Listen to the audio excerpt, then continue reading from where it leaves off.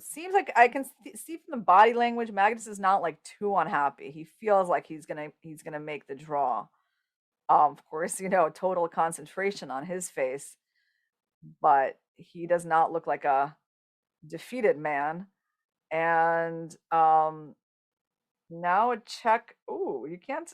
Can you go to A8 or um? Yeah, I think you can go to A8 because on But King why B6 would you there's stop the A5. strategy of checking? The checking strategy has been working so Well, well. maybe Why because would of you Queen abandon it? B6. Maybe Queen B6 he has to deal with. He has to deal with that one, and then he has to. I mean, he's definitely losing the B pawn. So he did go to A8. Yeah, that one. Because he's got the A5 square. That's what he's counting on. Oh no! Wow, not the A5 square.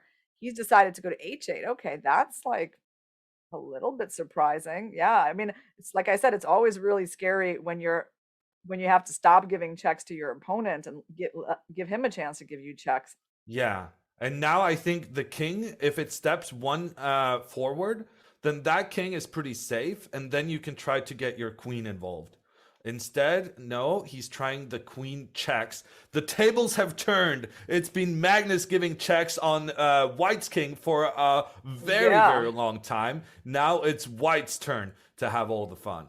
Yeah, he went to A3. I think that's the right decision because if he had gone to B4, well, actually, okay, I have no idea what would have happened then, but King A3 makes sense. Now Abdusattorov gives another check on D3. So where is he trying to get to? I mean, ideally he's trying to get somewhere to G8, but I'm not even sure if his queen gets there that it's going to be a win because it depends. Then Black's queen will come out to F6 and start attacking White's king.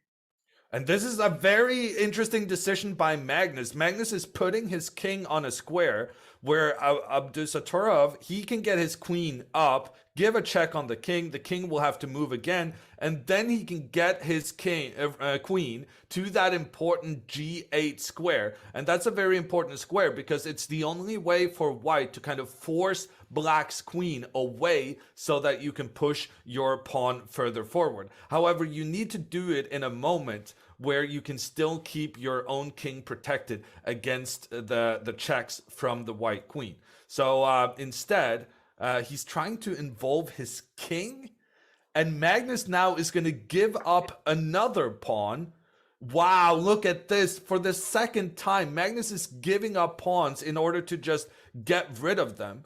There's a check coming in here from Oh my God. Abdusattorov, and Magnus resigns. Magnus resigns. The check from the youngster forced Magnus into the corner of the board, but then there was a double attack with the queen attacking both the king in the corner and the queen in the other corner. And as these two queens are traded, yes, Black would have one remaining pawn, but the white pawn becomes a new queen before the black one does. And there's a technique here where you can kind of force the black king to stand in the way of your own pawn, resulting in a checkmate. And Magnus didn't need to be convinced that Abdusattorov knew this technique. He resigns the game, and with that we have new leaders of this world championship. Abdusattorov takes the lead after a win against the reigning champion Magnus Carlsen.